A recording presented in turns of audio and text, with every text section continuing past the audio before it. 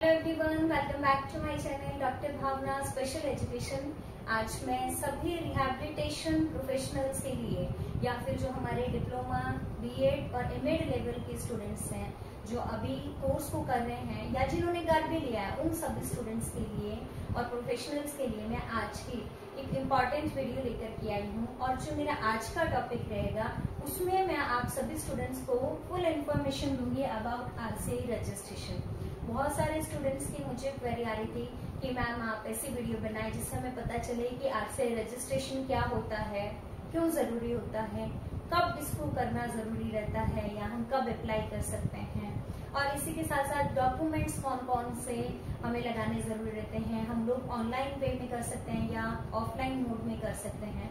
तो उन सभी स्टूडेंट्स के लिए मैं आज की वीडियो लेकर के आई हूँ और इस वीडियो के माध्यम से मैं उनको सभी सवालों के जवाब को दूंगी। तो सभी स्टूडेंट्स से मेरी रिक्वेस्ट है कि प्लीज ध्यान से आज की वीडियो को सुनिएगा, और जिन्होंने अभी तक YouTube चैनल को सब्सक्राइब नहीं किया है प्लीज YouTube चैनल को सब्सक्राइब कर दीजिएगा, क्योंकि इसी तरह की इम्पोर्टेंट आगे के लिए भी मैं वीडियोस आप लोगों के लिए लेकर आती रहूंगी। और डॉक्टर भावना के नाम से ही मेरा टेलीग्राम चैनल है, तो नोट्स पाने के लिए और क्लासेस पाने के लिए आप please doctor Bhavna special education नाम से मेरे टेलीग्राम चैनल है उसको भी ज्वाइन कर लीजिएगा। तो सबसे पहले हम लोग जानेंगे कि आरसीआई रजिस्ट्रेशन। अब आरसीआई हमने रजिस्ट्रेशन की बात कर रहे हैं, ये आरसीआई क्या है, क्योंकि बहुत सारे हमारे जो अभी फर्स्ट ईयर के स्टूडेंट्स हैं they don't have any idea about RCI, उनको आइडिया ही नहीं है कि आरसीआई क्या होता है। तो उनके लिए क्लियर कर दें कि आरसीआई की फुल फॉर्म है रिहैबिलिटेशन काउंसिल ऑफ इंडिया। अब ये आप लोगों को जानना इसीलिए जरूरी है क्योंकि हमारे जो भी स्पेशल एजुकेशन के कोर्सेज हैं, यानी कि डिप्लोमा, बीएड, एमएड या मैंने पीजी लेवल के कोर्सेज को बोला, तो ये सारे कोर्सेज किससे एफिलेटेड है? आरसीआई से, रिहैबिलिटेशन काउंसिल ऑफ इंडिया। और हम लोग जो बात कर रहे हैं कि आरसीआई रजिस्ट्रेशन, तो ये भी कहाँ से होगा हमारा? ये हमारा आरसीआई से, रिहैबिलिटेशन काउंसिल ऑफ इंडिया से ही रजिस्ट्रेशन होगा। और इसके लिए हमें क्या करना रहेगा? रिहैबिलिटेशन काउंसिल ऑफ इंडिया में रजिस्ट्रेशन करने के लिए हमें CRR, यानी कि जब हम लोग आरसीआई में रजिस्ट्रेशन करते हैं तो उसके बाद में हम लोगों को CRR नंबर प्रोवाइड किया जाता है। कौन इसको प्रोवाइड करेगा? आरसीआई करेगी। अब ये हमारा जो CRR नंबर है इसकी क्या फुल फॉर्म है? बहुत सारे स्टूडेंट्स ये जानते भी नहीं है, उनको लगता है कि CRR में हम लोगों को रजिस्ट्रेशन करना है तो ये कौन सा कैसे कर सकते हैं। तो उनको एक चीज क्लियर कर दूं कि जो CRR नंबर है इसकी फुल फॉर्म हमारी क्या है? सेंट्रल, एंड आर डिनोट करता है रिहैबिलिटेशन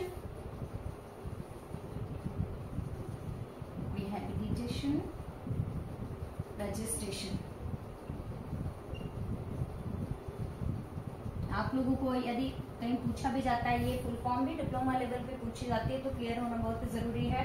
और सभी स्टूडेंट्स को, वेदर वो diploma first year, second year, BEd level के स्टूडेंट्स हैं, सबको जानना जरूरी भी है, क्योंकि जहाँ से हम लोग कोर्स कर रहे हैं, जहाँ से एफिलेटेड है, उस बोर्ड का हमें नाम पता होना बहुत ही जरूरी भी रहता है। अब CRR नंबर, जिससे मैंने आप लोगों को बोला कि जब भी हम स्पेशल एजुकेशन के एरिया में कोई कोर्स करते हैं तो उसमें जब हमारा कंप्लीट हो जाता है वो कोर्स, तो आफ्टर दैट हम लोग क्या करते हैं? आरसीआई रजिस्ट्रेशन के लिए अप्लाई करते हैं। जब हम आरसीआई रजिस्ट्रेशन के लिए अप्लाई करते हैं तब हमें जो पूरा प्रोसेस कंप्लीट हो जाता है तो हमें CRR नंबर मिलता है, या फिर हम सिंपल सी चीज है, हम CRR नंबर के लिए अप्लाई करते हैं। सेंट्रल रिहैबिलिटेशन रजिस्ट्रेशन नंबर एक मिलता है। अगर जो डिप्लोमा लेवल के स्टूडेंट्स हैं, डिप्लोमा में भी अगर हम लोग बात करते हैं, जो हमारे 12th के बाद में डिप्लोमा कोर्स कर रहे हैं, जैसे हम लोग BSTC बोलते हैं डिप्लोमा HI, VI, IDD या MD में, तो जब डिप्लोमा लेवल पे हम कोर्स करते हैं तो हम लोगों को B ग्रेड मिलता है, यानी कि आपका जैसे मेरा 61270 मेरा नंबर है, तो मैंने अगर डिप्लोमा किया है तो मेरा B लगेगा, और मैंने अगर बीएड किया है, बीएड, पीजी डिप्लोमा भी है, अगर आरसीआई में हमारा जैसे PGDRP है, पीजी डिप्लोमा है, एमएड है, तो ये करने पे हम लोगों को क्या मिलता है? A ग्रेड मिलता है। A ग्रेड है तो 612 अगेन सेम मैं रिपीट कर रही हूँ। तो इस तरह से आप लोगों को, अगर आपने बीएड किया है या पीजी डिप्लोमा किया है या एमएड आप लोग किए हैं तो आप लोगों को ए ग्रेड का मिलेगा, और अगर आपने डिप्लोमा आफ्टर 12th किया है देन आप लोगों को बी ग्रेड का आप लोगों के लिए क्या है नंबर मिलेगा। अब ये तो हमने नंबर की बात की ना। अब बहुत सारे स्टूडेंट्स मुझे कॉल भी कर रहे थे कि मैम जो हम आरसीआई रजिस्ट्रेशन करते हैं तो क्या ड्यूरिंग कोर्स, जब आप कोर्स कर रहे हैं तो क्या उस दौरान पे हम लोग कर सकते हैं? तो ऐसा नहीं होता है। आपको कब करना है ये मैं अभी बताऊंगी। आपके जैसे ही आपकी डिग्री या आपका डिप्लोमा कंप्लीट हो जाता है, आफ्टर दैट आप लोग एलिजिबल होते हैं अप्लाई करने के लिए। तो जब भी जैसे मैंने अगर डिप्लोमा कोर्स में एडमिशन लिया है, सेकेंड ईयर मेरी कंप्लीट हो जाती है, मेरे को फाइनल मार्कशीट यस मार्कशीट मिल जाती है, सर्टिफिकेट मेरे पास ओरिजिनल आ जाता है, देन मैं अप्लाई कर सकती हूँ। या मैंने जैसे बीएड भी करी तो बीएड का भी मेरे को जो मार्कशीट मिल जाती है कंप्लीट जो फाइनल ईयर की, एंड सर्टिफिकेट मेरे को मिल जाता है, देन मैं एलिजिबल होती हूँ, तब मैं अप्लाई कर सकती हूँ, चाहे मैं ऑनलाइन वे में करूँ। पहले ऑफलाइन होता है लेकिन अब ऑनलाइन वे में होता है। तो सिंपल सी चीज है कि जो स्टूडेंट्स अभी फर्स्ट ईयर में हैं उनको किसी भी प्रकार से ना, तो अभी मैं आपको नेक्स्ट क्लास में मेरी रहेगा तो मैं सीआरई के बारे में बताऊंगी, और आप लोग सीआरआर नंबर की भी बात करते हैं तो आप अप्लाई नहीं कर सकते। क्यों जरूरी रहता है ये? जैसे कि आप सभी स्टूडेंट्स से अभी नोटिफिकेशन भी आया था आरसी से कि कोई भी व्यक्ति जो अभी रिहैबिलिटेशन कोर्स को किया हुआ है तो वो अगर आरसीआई रजिस्ट्रेशन नहीं करवाता है तो वो एलिजिबल नहीं होगा कि कहीं भी आप स्पेशल बच्चों के साथ में काम करते हैं, वेदर आप प्राइवेट सेक्टर में हैं या गवर्नमेंट सेक्टर में हैं। तो ये मस्ट है आप सभी स्टूडेंट्स के लिए कि जैसे आपका डिग्री या डिप्लोमा कंप्लीट हो जाता है तो आपके डिग्री डिप्लोमा की जो मार्कशीट आ जाती है, आफ्टर दैट आप आरसीआई रजिस्ट्रेशन के लिए अप्लाई करो। क्योंकि अगर आप लोगों के पास में जैसे बहुत सारे ऐसे ट्यूटर्स भी अगर हम बात करते हैं जिनके पास में आरसीआई एफिलिएटेड कोर्स नहीं किया हुआ है तो वो एलिजिबल नहीं होते हैं, तो उसके लिए सजा भी हो सकती है। तो इस तरह से अपने नहीं करना है।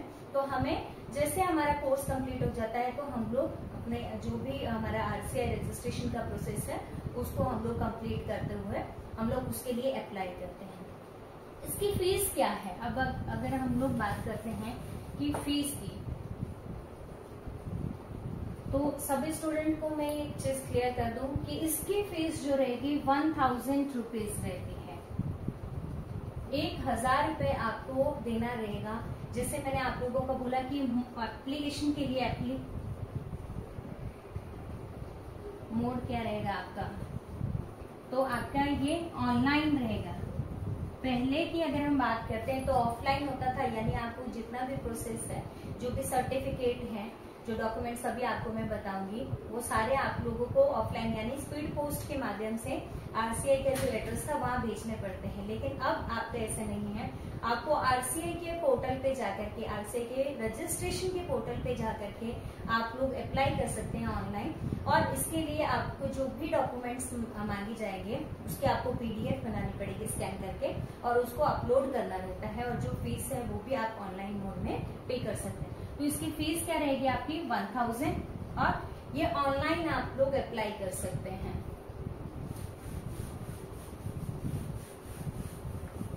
अब हम लोग जानेंगे कि डॉक्यूमेंट्स कौन कौन से, क्या क्या डॉक्यूमेंट्स रहते हैं, डॉक्यूमेंट्स कौन कौन से हमें जरूरत रहती है कि उनका होना बहुत जरूरी है सो दैट हम लोग अप्लाई कर सके। तो इसके लिए सबसे पहले तो हाई स्कूल की मार्कशीट, आपकी high school marksheet, certificate and certificate भी लिख सकते हैं हम, कि आपके पास में होना जरूरी रहता है, क्योंकि आप स्कैन करोगे और पीडीएफ बनाएंगे। और इसके बाद में अब आपके हाई स्कूल के बाद में इंटर हम लोग जैसे जानते ही है कि इंटर की मार्कशीट है आपकी, मार्कशीट एंड सर्टिफिकेट, तो ये आपके पास होना जरूरी रहता है। और ऑनलाइन आप लोग अप्लाई कर रहे हैं तो इसी के साथ में आपके पास में क्योंकि आप अगर डिप्लोमा कर रहे हैं तो डिप्लोमा फर्स्ट ईयर और सेकेंड ईयर की आपकी मार्कशीट, और आपकी अगर बीएड कर रहे हैं तो बीएड लेवल की आपकी फर्स्ट ईयर और सेकेंड ईयर की मार्कशीट, बीएड या फिर और मैं करती हूँ मैं BEd first year and second year marksheet. Third document हमारा क्या चाहिए हमारे पास, क्योंकि हम लोग अप्लाई कब कर सकते हैं, जब हमारा कोर्स कंप्लीट हो जाता है और हमारे पास में फाइनल मार्कशीट आ जाती है। बिफोर दैट आप एलिजिबल नहीं होते हैं। फर्स्ट ईयर आप चाहे आप डिप्लोमा कर रहे हैं, डिप्लोमा करनी है तो फर्स्ट ईयर और सेकेंड ईयर की चाहिए। बीएड अगर आपने किया है तो बीएड के बाद में भी आपके फर्स्ट ईयर और सेकेंड ईयर की चाहिए। एंड इसके अलावा यदि हम लोग बात करते हैं तो कॉलेज से अप्रूवल लेटर मिलता है, कॉलेज अप्रूवल लेटर। ओरिजिनल आपका जो कॉलेज से अप्रूवल लेटर जो कॉलेज आपको प्रोवाइड करेगा वो आपको अटैच करना रहेगा। अटैच यानी कि आपको स्कैन करके उसको अटैच करना रहेगा। एंड इसी के साथ में ओरिजिनल ऑथेंटिकेशन लेटर,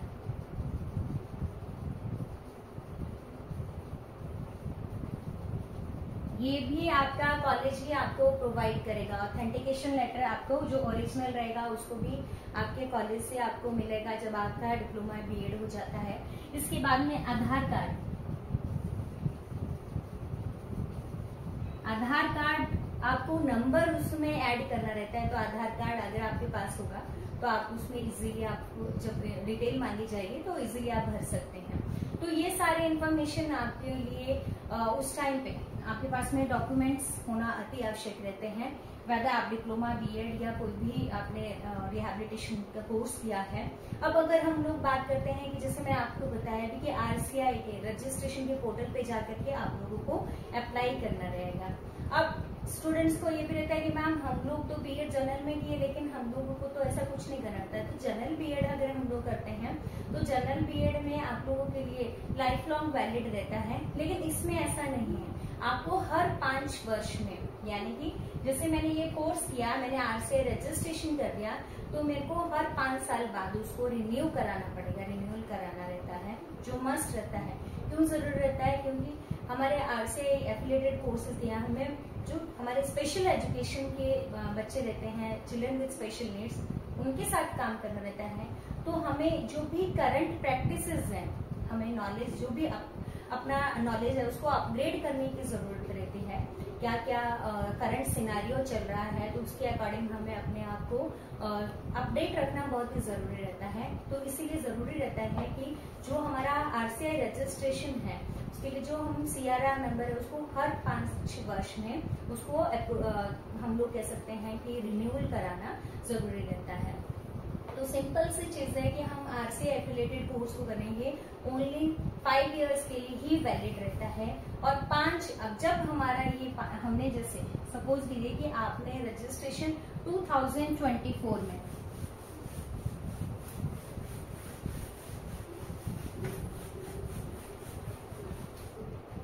जैसे मेरा कोर्स 2024 में मैंने कंप्लीट किया।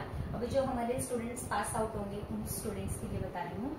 तो जिनका अभी हो गया है कंप्लीट तो वो स्टूडेंट्स जाने कि 2024 में अगर आपने कोर्स को कंप्लीट कर लिया, आपकी कंप्लीट मार्कशीट आपके पास आ गई, सर्टिफिकेट आ गया और आप लोगों ने अप्लाई कर लिया है, तो ये ओनली 5 सालों के लिए ही हम लोग कह सकते हैं कि वैलिड रहेगा। यानी 2024 से 2029 ओनली फॉर 5 इयर्स के लिए वैलिड रहता है, लाइफ लॉन्ग नहीं रहता है। डोंट थिंक कि हमने एक बार ही करा दिया तो ये उम्र भर हमारा ये वैलिड रहेगा, ऐसा नहीं रहता है। आपको 5 साल बाद इसके लिए क्या करना पड़ेगा, सीआरई प्रोग्राम्स को हमें जो भी कहीं भी कॉलेजेस के माध्यम से आरसीआई एफिलिएटेड हमारे कॉलेजेस हैं, यानी कि जिन कॉलेजेस को आरसीआई ने अप्रूवल दिया है उनको ही परमिशन देता है कि सीआरई प्रोग्राम्स को ऑर्गेनाइज करने के लिए, कॉन्टिन्यूअल रिहैबिलिटेशन प्रोग्राम्स को हम लोग देते हैं। तो इन प्रोग्राम्स को आप अटेंड करते हैं। तो इन प्रोग्राम्स को अटेंड करने के लिए आपको करने के बाद में 100 पॉइंट्स आपको विद इन 5 इयर्स आपको कलेक्ट करने रहते हैं। यानी कि आपने अगर रजिस्ट्रेशन 2024 में किया और 2029 मंथ भी आपका उस पे लिखा हुआ आएगा, तो जिस मंथ में आपने किया था उसी मंथ से लेकर के नेक्स्ट 5 इयर्स तक आपका लास्ट डेट और आपका जिस डेट किया था और जिस डेट को किया था मंथ में किया था उससे लेकर के आपके 2029 का आपका आ जाएगा कि तब तक ये वैलिड है।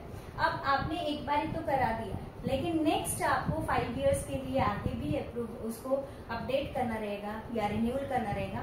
तो उसके लिए आपको क्या करना रहेगा, सीआरई प्रोग्राम्स को अटेंड करते हैं। जो भी कॉलेज मैंने बोला कि आरसीआई एफिलिएटेड कॉलेजेस जो है वो सीआरई प्रोग्राम्स को ऑर्गेनाइज करते हैं और उसको अटेंड करने के बाद में हमें पॉइंट्स मिलते हैं। ये मैं आपको सीआरई प्रोग्राम्स क्यों ऑर्गेनाइज कराते हैं या फिर इसका क्या बेनिफिट्स रहते हैं वो मैं आपको नेक्स्ट वीडियो में बताऊंगी डिटेल में। तो आज के हम सिंपल सा जान लेते हैं कि हमने एक बार ही हमने रजिस्ट्रेशन करा लिया, देन आफ्टर दैट 5 इयर्स के लिए भी हम लोग क्या करेंगे, उन्हीं 5 वर्षों में आगे के लिए भी पॉइंट्स को कलेक्ट करते हैं। जो हमारे कितने रहते हैं, 100 पॉइंट्स को कलेक्ट करना रहता है विद इन 5 ईयर, जो 2024 से 2029 तक है। और जब ये हम लोग पॉइंट्स को हम लोग कलेक्ट कर लेते हैं देन हम एलिजिबल होते हैं नेक्स्ट के लिए। अब मैं आप लोगों को एक चीज और क्लियर कर दूं कि पहले तो ऐसा होता था कि ऑनलाइन कोरोना के टाइम पे सीआरई प्रोग्राम्स को ऑर्गेनाइज किया जाता था, लेकिन अब ऑफलाइन मोड में सीआरई प्रोग्राम्स ऑर्गेनाइज किए जाते हैं, जहाँ पे आप लोगों को ऑफलाइन मोड में ही उनको अटेंड करना रहता है। जो भी फीस रहती है वो कॉलेजेस जो भी निर्धारित की होती हैं उसको बता दिया जाता है कॉलेजेस की तरफ से। और आपको टेलीग्राम चैनल पे मेरे और व्हाट्सएप जो मेरा ग्रुप है उसमें भी मैं आप लोगों को कहाँ कहाँ ऑर्गेनाइज किए जा रहे हैं इस तरह के सीआरई प्रोग्राम्स, तो मैं आप लोगों को अपडेट करती भी रहती हूँ। और आपकी इम्पोर्टेंट इन्फॉर्मेशन को पाने के लिए प्लीज आप लोगों को अगेन मैं रिक्वेस्ट करती हूँ कि आप चैनल को जरूर सब्सक्राइब कर लीजिएगा। अदर स्टूडेंट्स को भी आप इस चैनल को और जो भी मेरे टेलीग्राम चैनल है, यूट्यूब चैनल है, इन दोनों को आप लोग शेयर कर लीजिएगा, सो दैट आप लोगों को आगे के लिए भी इम्पोर्टेंट इन्फॉर्मेशन मिलती रहे और आप लोग सीखते रहें। So thank you so much.